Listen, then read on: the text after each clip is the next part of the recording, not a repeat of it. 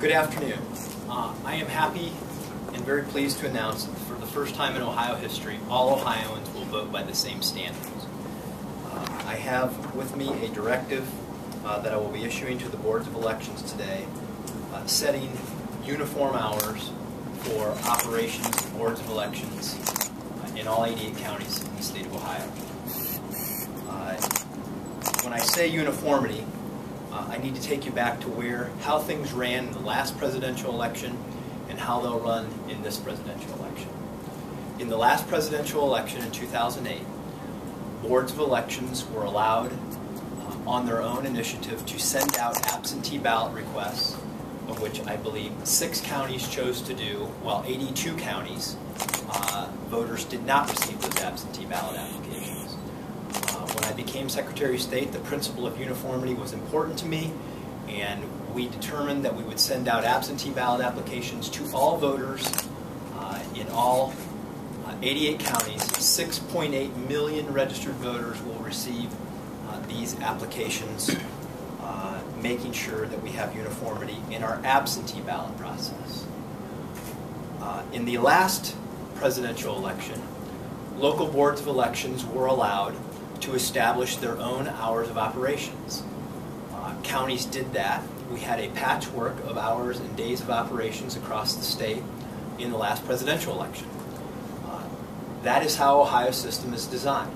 As you know, the boards in this state are made up of 2 Democrats and 2 Republicans. And the only way that an issue of hours of operations would get to me is if those boards tied and were unable to come to their own conclusion. And in all cases so far in this cycle, I have decided them the same way in terms of standard hours of operation or regular hours of operation. What has occurred is that some boards, on a bipartisan basis, chose to extend those hours, which ended up creating a situation in Ohio where some voters were going to have access to the polls for different days and hours of operation.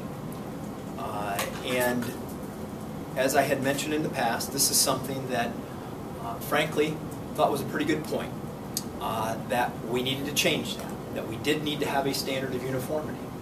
And as a result of that, I have chosen to issue a directive to the Board of Elections that will require them to do the following: that they will remain open the first 3 weeks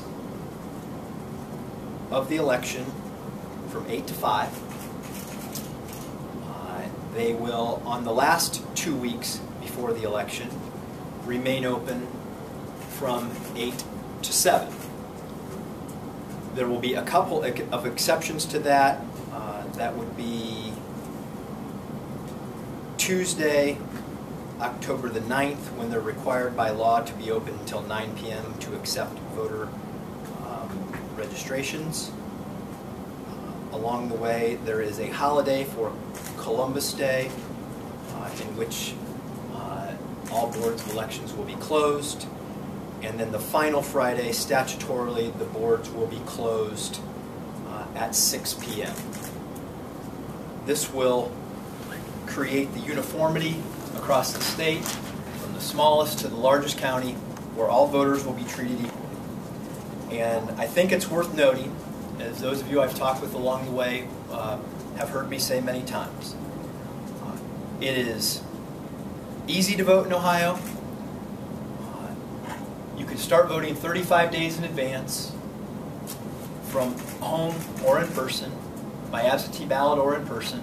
You have, every single voter will receive an absentee ballot request, and if they fill that out and turn it in, they will have more than 750 hours to vote without ever leaving their home.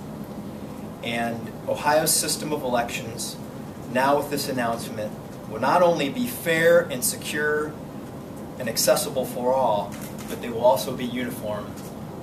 And I think that that creates an element of fairness that has been missing from Ohio's system in election in the past and now has been restored. So with that, if you have any questions, we will make the directive available to you so that you can